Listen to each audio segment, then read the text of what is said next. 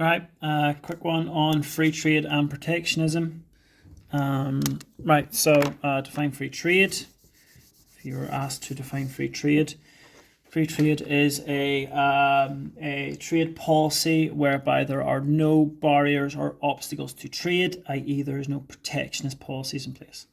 Okay, so that's basically what free trade is. There's a couple of key concepts you need to know before we get into the advantages and disadvantages of free trade. You know the difference between absolute advantage and comparative advantage. Okay, there's a difference. Absolute advantage is when a country, okay, is more efficient,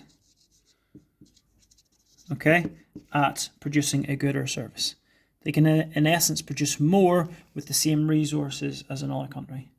Comparative advantage is whenever a country has a lower opportunity cost in the production of a good or service than another country. Okay, so you need to know an explanation for both of them, and the spec also asks for you to use numerical examples. Okay, so I'll draw a quick scenario here. So we've got the UK and we've got the USA, and they both can make cars or computers.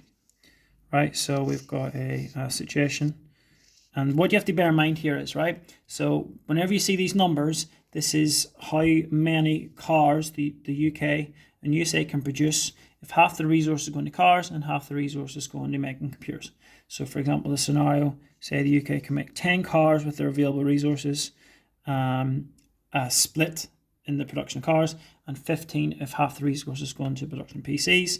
And America is 15 cars and 20 PCs. Okay, so we have to work out the absolute advantage in cars and the absolute advantage in PCs. And we also have to work out the comp in cars and the comp in PCs. Okay, so if you look at this, it's quite straightforward to work out the absolute advantage. Okay, so the absolute advantage in making cars, okay, with the resources going into it, USA can make 15, UK can only make 10.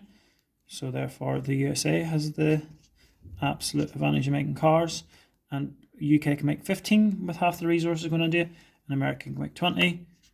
The USA also have an advantage, comparative advantage, in the production of computers, PCs. Right. Comparative advantage then, the key thing you have to understand about comparative advantage is opportunity cost. And to work out the opportunity cost of a product, remember, it's the other over. So what you do here then is to calculate the opportunity cost of making a car in the UK, is you put the other resource over it. Okay, so you put 15 over 10, and you should get an opportunity cost of 1.5 PCs instead of rather than the production of cars. Okay, so the opportunity cost of one car is 1.5 PCs.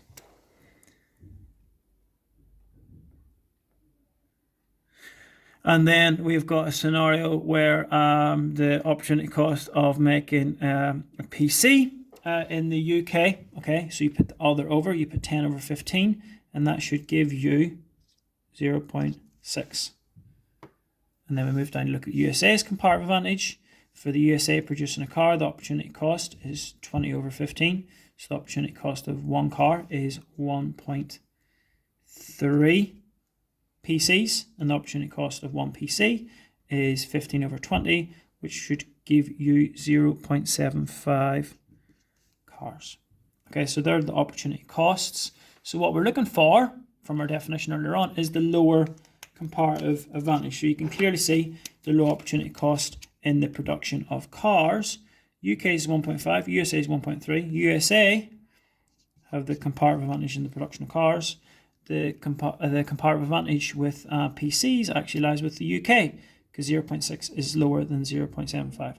So it's the UK that have the comparative advantage in the production of PCs. So remember other over to calculate the opportunity costs, and that should help you figure that out. Okay, so now then, when I'm rubbing this off, see if you can remember the advantages of free trade. Right, advantages of free trade. So free trade advantages. You've got comparative advantage.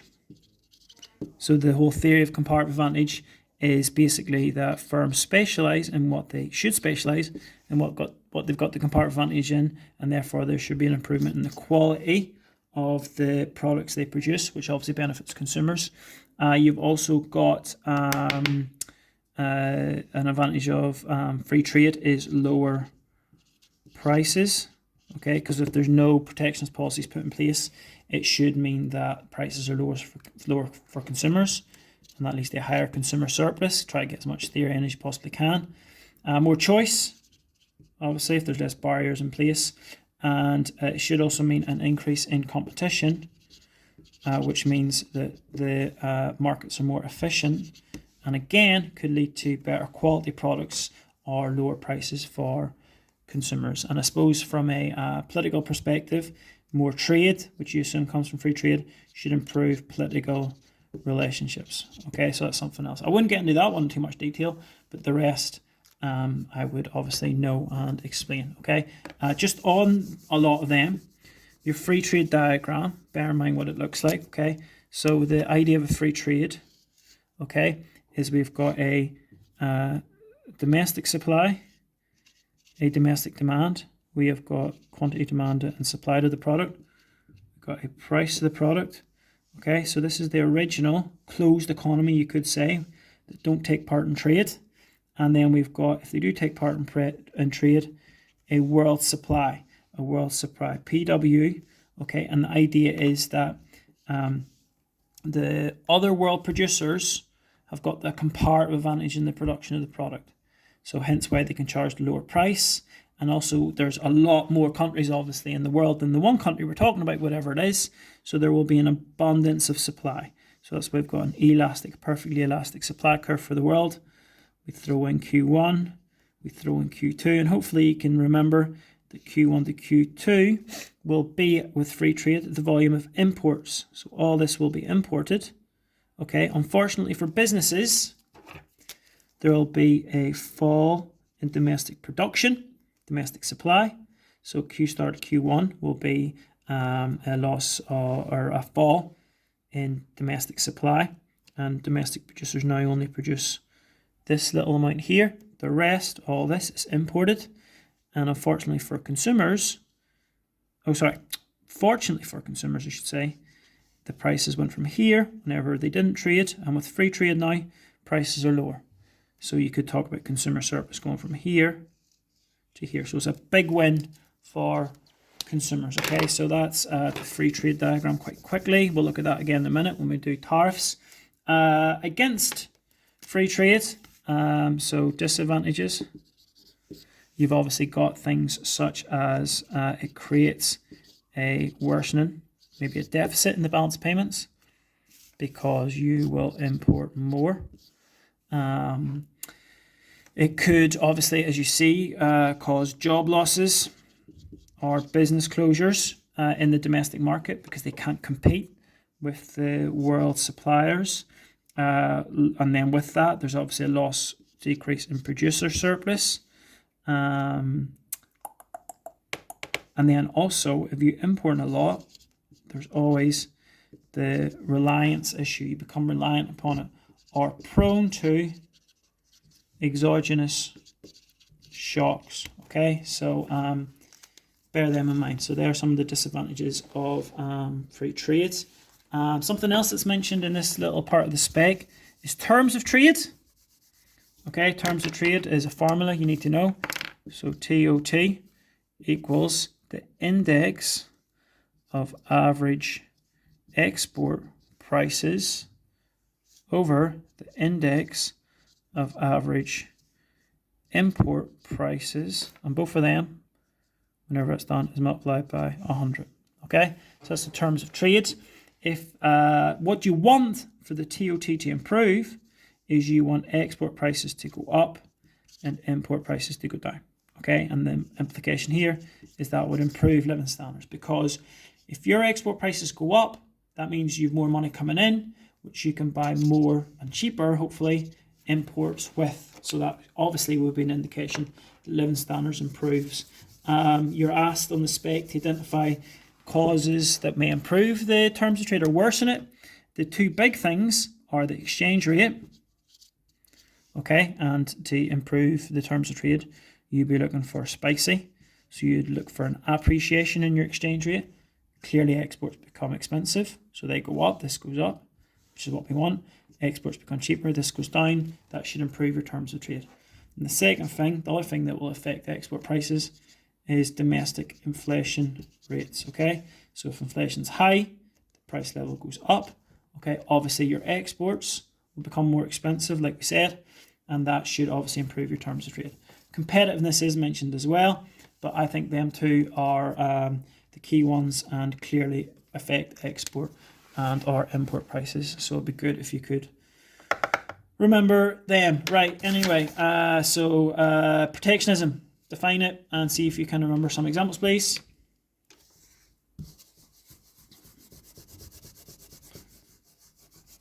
I'm not going to use that black pen anymore because this is looking a little bit messy. Right, protectionism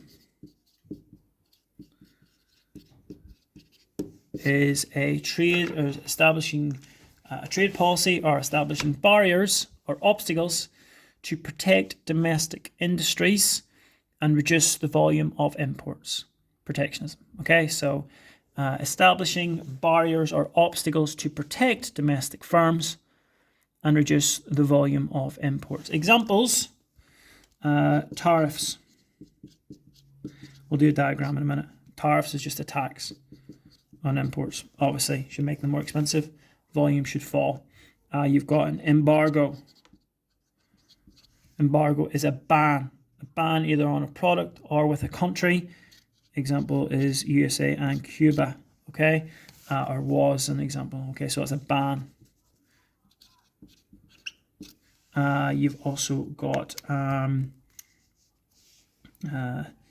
quotas,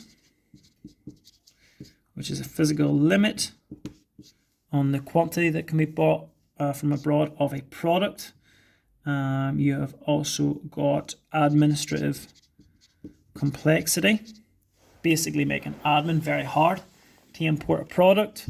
So, for example, introducing an import license.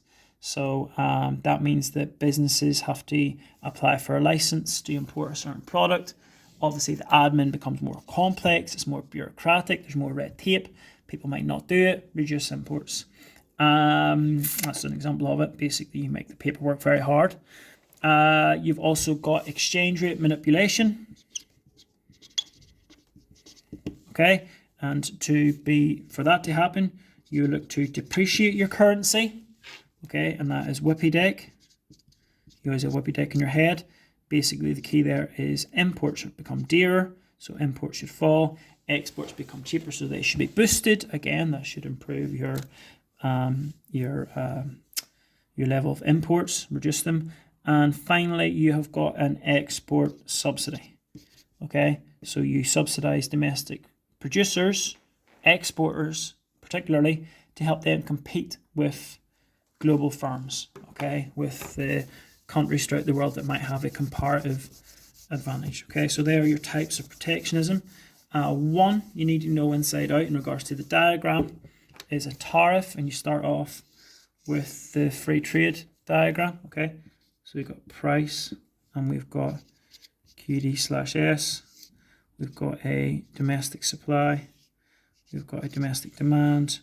We've got a world supply.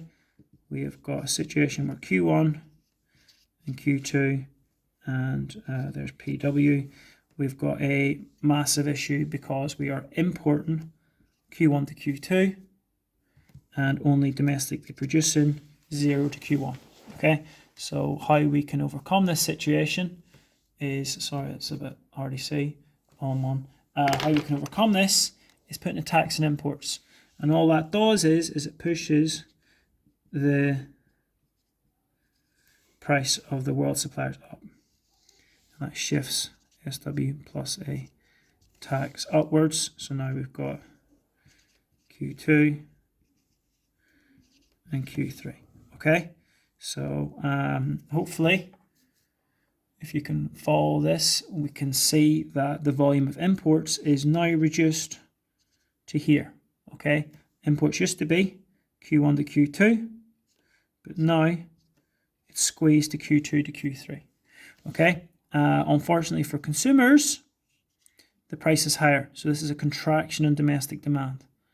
So domestic demand has contracted. Fortunately, flip it around for producers, they've been helped out. So this is an increase in domestic production, Q1 to Q2. So firms domestically now don't produce this little amount. They produce up to Q2.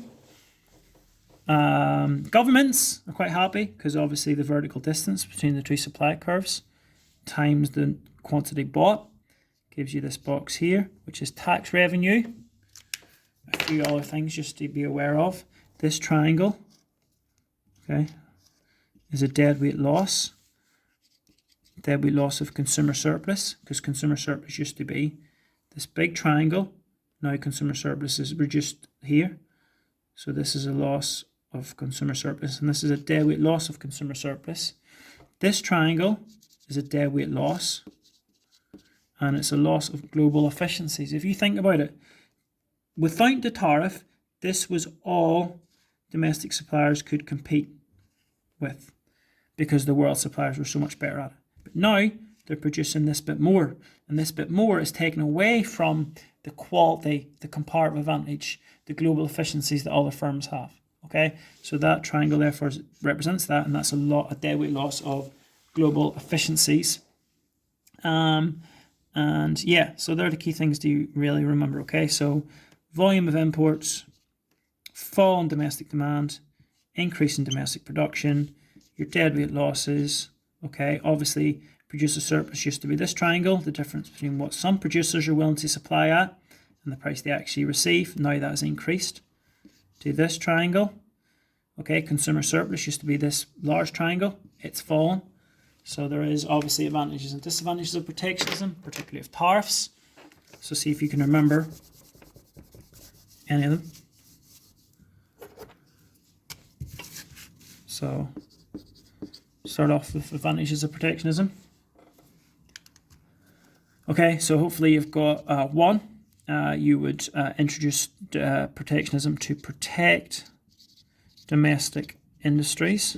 Okay, particularly these would be sunset industries. Okay, and that is possibly of strategic importance to the government. So for example, if there's a lot of jobs in the steel industry in the UK, steel industry in the UK is by nowhere near as efficient and as productive as other industries throughout the world, but if there's a lot of jobs in it, so therefore it is an industry in decline, but it should be protected because of the jobs that it has and the livelihoods and the local environments that it helps support.